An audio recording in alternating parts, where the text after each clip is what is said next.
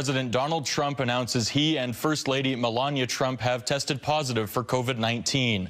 The president tweeted the news about half an hour ago, saying, "Tonight, the First Lady and I tested positive for COVID-19. We will begin our quarantine and recovery process immediately. We will get through this together." This comes after one of Trump's top aides tested positive for the virus following a plane ride home from a rally in Minnesota.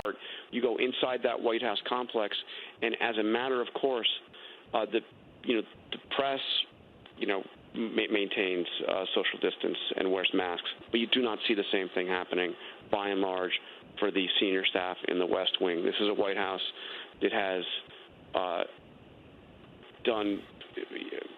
tried to send out a message to the American public that this thing is over, meaning the pandemic is over. And now we see dramatically in this statement from the White House that is obviously not true. The president himself testing positive for this disease. And Jonathan, we've seen other foreign leaders get this virus, recover from this virus since this pandemic started.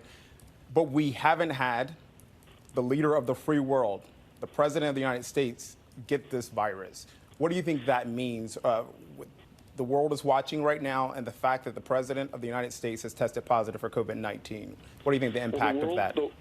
The world is watching, and the world is watching a leader who has actively downplayed the danger of this virus, a leader who has said, who has over and over again raised doubts about the need to do such basic protections as wearing a mask.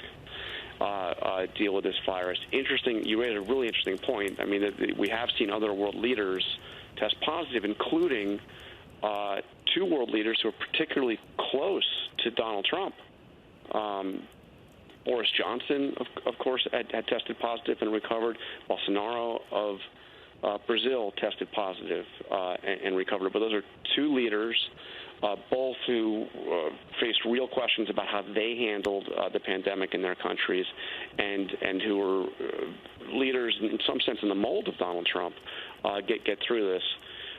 So we'll see where this goes. Donald Trump's obviously somebody in a very tough place to have this in terms of his age. He's somebody in his mid-70s. Not particularly active lifestyle. I mean, he's active out on the campaign trail, but he's somebody who, also as kind of a point of pride, doesn't really exercise. This is a perilous moment for the president and for his administration and for the country. And Jonathan, you mentioned that the president admitted that he downplayed the virus when he knew it was highly contagious. How do you see him changing the narrative of the fact that he has now tested positive? We're just weeks before the election, and we're now seeing that the White House isn't even exempt from the coronavirus. Well, I listened very carefully when the president went on Sean Hannity's program several hours ago, and first talked about Hope Hicks testing positive.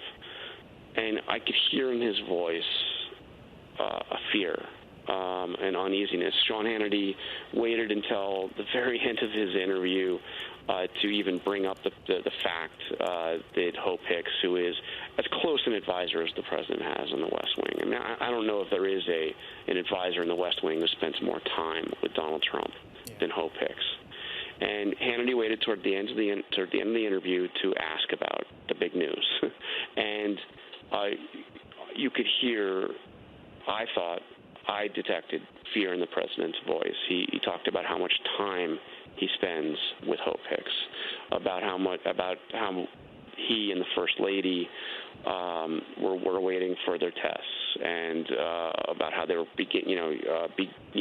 they may have to quarantine, that he could in fact have the disease, and Sean Hannity tried to push off, get on to other subjects, and the president kept on talking, which I saw as a sign that it really hit him, and there were fear.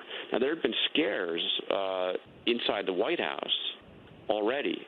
When you think about it, back in May, the president had a situation where his valet, this is the person who serves his lunch to him at the White House, his valet tested positive.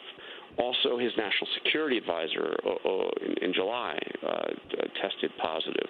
The press secretary for the vice president, Katie Miller, tested positive. So there have been, this disease has reached inside the West Wing already. But now obviously you have a situation where it is the president's closest advisor and now the president and first lady. This is an ABC News special report.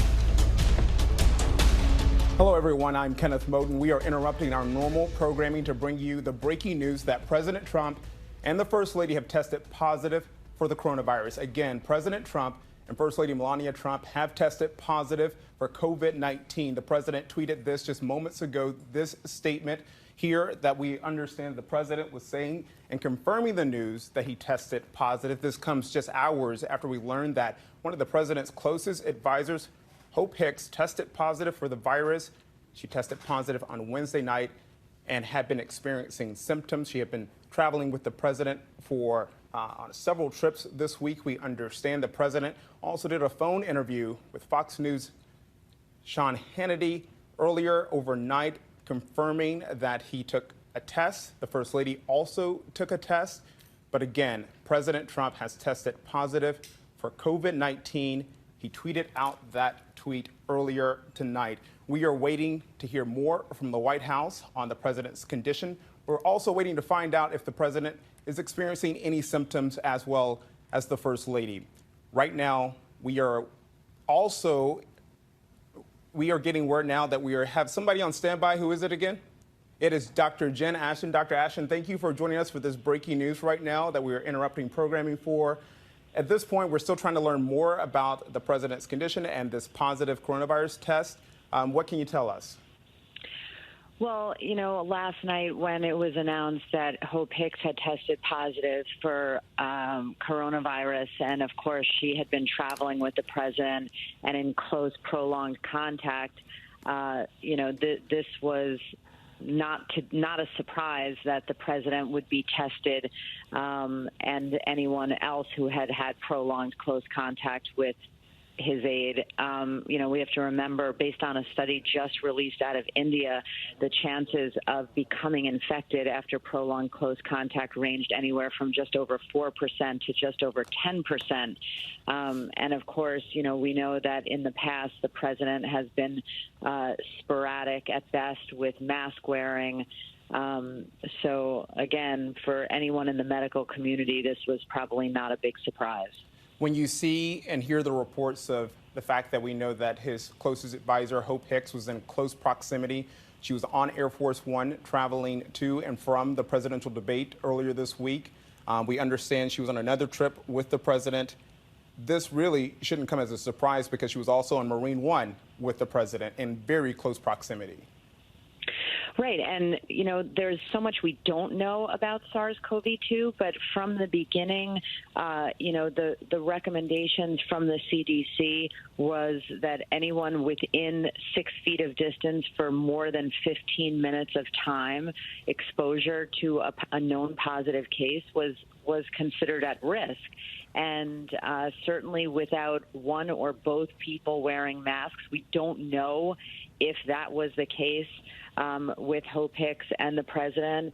But, this is a virus that has shown that it is readily transmissible. And, we haven't known a lot during the course of this pandemic because it is so new, but prolonged close contact has been known since the beginning. So, this is just a demonstration that, in fact, no one is immune from becoming infected with SARS-CoV-2.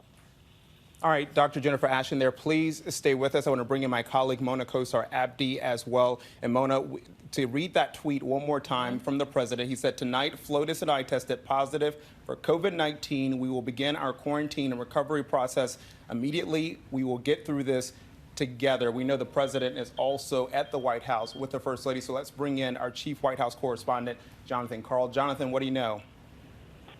Well, we have the statement from the White House saying that, quote, the president and First Lady are both well at this time, and they plan to remain at home within the White House during their convalescence. a truly remarkable statement. It goes on, the White House medical team and I will maintain a vigilant watch, and I appreciate the support provided by some of the country's greatest medical professionals and institutions. Rest assured, I expect the president to continue carrying out his duties without disruption while recovering, and I will keep you updated on future developments. That is the statement from White House Press Secretary Kayleigh McEnany, for Kayleigh McEnany from the Dr.